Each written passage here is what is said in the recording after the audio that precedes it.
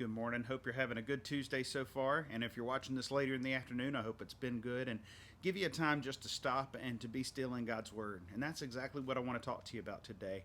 Last week we talked about how we have the faith and as we're looking to Jesus and we keep our eyes on Him, but also how do we have that faith that is the assurance of things hoped for and the evidence of things that are not yet seen or the proof of things that have not yet been seen. And with that faith, someone asked me the question just last week, how do you have that? How do you keep that when there's so many things going on in life that are distracting and keeping you away from that? And the first thing that came to mind was something I've been studying through in the last few weeks. It started on a Thursday night with one of my Facebook Live grow groups that I did, where I just went and looked to see the times that Jesus would get alone with the Father. And a key word stuck out to me. In the ESV, the word is desolate. In other translations, it's sometimes translated as deserted or a desert place. In some places, it's translated as wilderness. And you think about what it would be like for Jesus in those days and the nation of Israel and in the places where he was walking in Galilee and Capernaum. And these places, for him, a wilderness space would be a deserted desert landscape. It would be places outside of the towns that he would escape to and he would go to pray. In Luke chapter 5, we see that he's having a great day of success in ministry. And in Luke 5:15, we find out that he has just healed a man of leprosy. He tells the man not to say a word, but still people are hearing about the great miracles that are happening.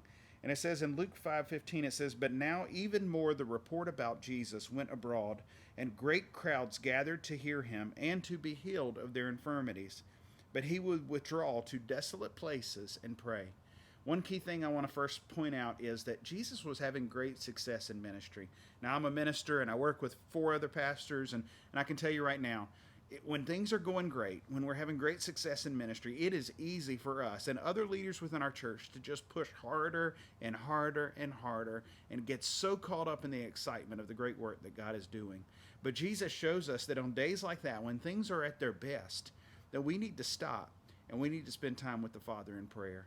That we need to go and spend time away from the crowd, away from the success, away from the excitement, and we need to draw away and get alone with God and spend time with Him in prayer. Spend time in His Word. Spend time in drawing close to the Father and just being in His presence. You read the rest of the Gospels, you see that there's times, if you look over in Matthew 14, you see that Jesus got the news that John the Baptist had been beheaded. This was a great friend of his, a family member of his who had really signaled the start of his ministry.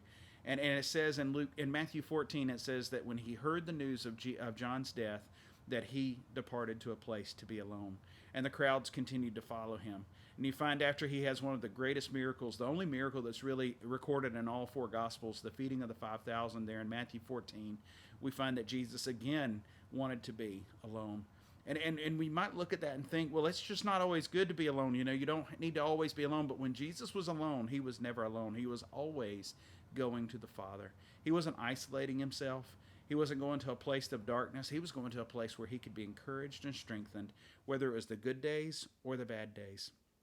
One of the great truths of God's Word is to see that the places that can become desolate, the places that can look deserted on the outside, can be the places where we can get alone with God, to get out into the wild, to get out into the world around us and find spaces, or maybe it's just in the comfort of your own home, finding a spot where no one else is, to get into God's Word, to draw close to the Father, and to trust in Him. When you look at the Old Testament, you see that desolate places are often a sign of ruin. They're often a sign of places where people have turned their back on God and they face the consequences of that. What's unique, though, is the word for desolate in Hebrew, in its proper noun form, it's also the word for Horeb, which is the mountain of God, also called Mount Sinai. It was the wilderness space where Mount Sinai was, where Moses would encounter God face to face. See, even Moses found out that you had to get out and get away from the crowds, get away from the people, and spend some time alone to be able to encounter God the Father and encounter Him with face-to-face interactions. And that's where Moses would go to encounter the Lord. That's where he'd bring the people back to meet God there on Mount Sinai and to come face-to-face with Him and to receive the law. I encourage you today to find that place, whether it's in the privacy of your own home, maybe it's out on the backside of Fort Pulaski far from someone else, or maybe you need to make a trip and get alone and have a retreat time with the Father. But find your place, whether it's a great day, whether it's a tough day, find a place where you can spend some time with the Father. Find those desolate, deserted, wilderness places where you and the Father can have great time together. Have a great day.